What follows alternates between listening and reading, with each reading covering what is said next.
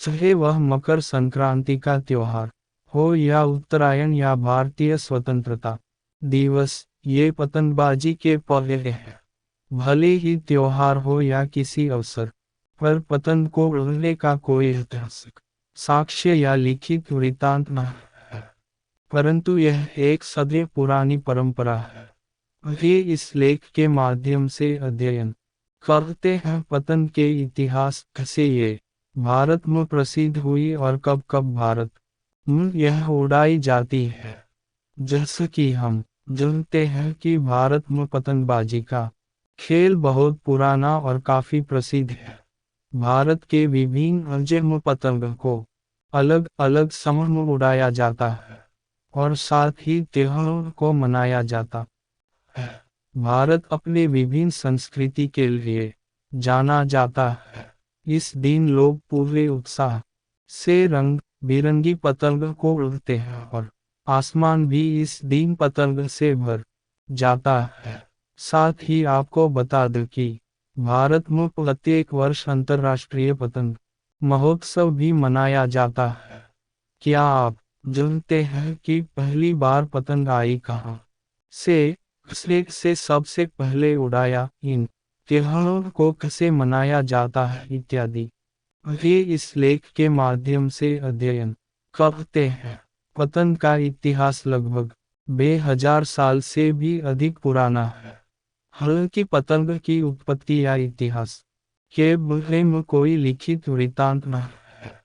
ऐसा कहा जाता है कि पतंग उड़ने के सबसे पहले लिखे गए लेख चीनी जनरल हासिन हान राजवंश हा डायनेस्टी के काल में से थे, परंतु पतंग के आविष्कार को लेकर अलग अलग मूल्यत है।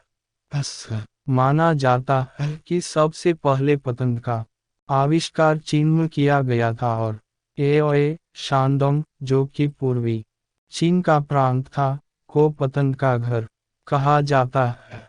एक पौराणिक कथा से पता चलता है कि एक चीनी किसान अपनी टोपी को हवा में उड़ने से बचने के लिए से एक रस्सी से बांधकर रखता था और इसी अवधारणा से पहले पतंग की शुरुआत हुई थी। एक और मान्यता के अनुसार 5वीं शताब्दी ईसा पूर्व में चीन दार्शनिक और मोदी और लू बान ओए बान ने पतंग का आविष्कार किया था। तब बांस या फिर रेशम के कपड़े का इस्तेमाल किया जाता था पतंग को बनने के लिए। ऐसा कहा जाता है कि 549 ऐसे कागज की पतंग को उड़ाया जाने लगा था क्योंकि उस समय कागज से बनी पतंग को बचाव अभियान के लिए एक संदेश भेजने के रूप में इस्तेमाल किया गया था। प्राचीन और मध्ययुगीन चीनी साहित्य में वर्णित है कि पतंग को मकड़े हवा का परीक्षण, सिग्नल भेजने और सैन्य अभियान के संचार के लिए इस्तेमाल किया जाता था। सबसे पहली चीनी पतंग फ्लैट यानी चपटी और हुआ करती थी। फिर बाद में पतंग को पौराणिक रूप और पौराणिक कड़ से सजाया जाने लगा था और कुछ में स्ट्रिंग्स और सीपी को भी फिट किया जाता था ताकि उड़ते वक्त संगीत सुनाई दे। भारत में पतंग उड़ने की शुरुआत कब और कैसे हुई? ज्यादातर लोगों का मानना है कि चीनी एफे हीन और हाई एंड सैंग पतंग को भारत में उड़े थे। ये टिश्यू पेपर और बांस केक से बनी होती थी। लगभग सभी पतंग का आकार एक जैसा ही होता है। पतंग उड़ने का खेल भारत में काफी लोकप्रिय है। हमारे देश के विभिन्न भाग में कुछ विशेष त्योहार एवं वर्ष के कुछ महीने पतंगबाजी या पतंग उड़ने की प्रतियोगिता से संबंधित है। ये देखते हैं भारत में कब कब एन जाती है। 1. बसंत पंचमी में पतंग उड़ाई जाती है। पंजाब क्षेत्र में बसंत पतंग महोत्सव बड़ी धूमधाम से मनाया जाता है। ये बसंत मौसम में आता है, इसलिए से बसंत पंचमी भी कहते हैं। पतंग को धागा या मूंजे से उड़ाया जाता है। इस त्योहार के दौरान कई प्रतियोगिताओं का आयोजन भी किया जाता है। इसमें कुछ जज भी होते हैं जो ये तक कहते हैं कि किसकी पतंग सबसे सुंदर है, बड़ी है और सबको हराकर आसमान को छू रही है। ये त्योहार हरियाली और रंगीन पतंग के रंग के साथ रंग और खुशियां लाता है। बे उत्तरायण या मकर संक्रांति पतंग महोत्सव उत्तरायण या मकर संक्रांति को ये त्योहार जोर शोर से मनाया जाता है। गुजरात में संक्रांति से एक महीने पहले लोग अपने घर में पतंग को बनाना शुरू कर देते हैं।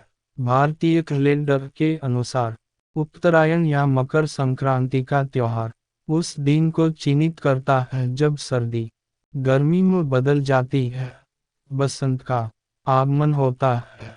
ये किसान के लिए एक संकेत है कि सूरज वापस आ गया है और उस फसल का मौसम आ रहा है। गुजरात में और कई अन्य राज्यों में जैसे कि बिहार, पश्चिम बंगाल, राजस्थान और दिल्ली में भी इस त्योहार को मनाया जाता है। लोग अपने दोस्तों, परिवारों और रिश्तेदारों के साथ छत पर इकट्ठा होते हैं और साथ में पतंगबाजी करते हैं। गुजरात में अंतर्राष्ट्रीय पतंग महोत्सव का भी आयोजन होता है और कई देश के लोग इसमें भाग लेते हैं।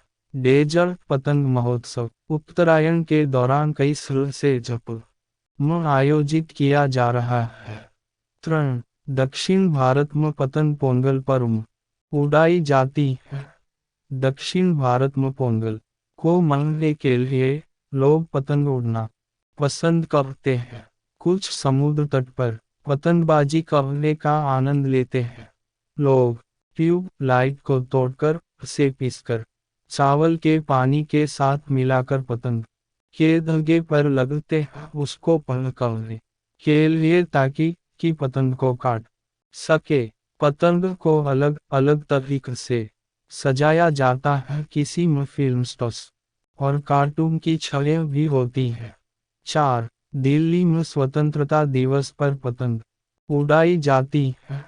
दिल्ली में 15 अगस्त को पतंग को उड़ाया जाता है। ये सबसे लोकप्रिय गतिविधि और परंपरा में से एक है जो कि वह द्वारा एक लंबे समय से की जा रही है। ऐसा कहा जाता है कि पतंग उड़ाना स्वतंत्रता की भावना का प्रतीक है।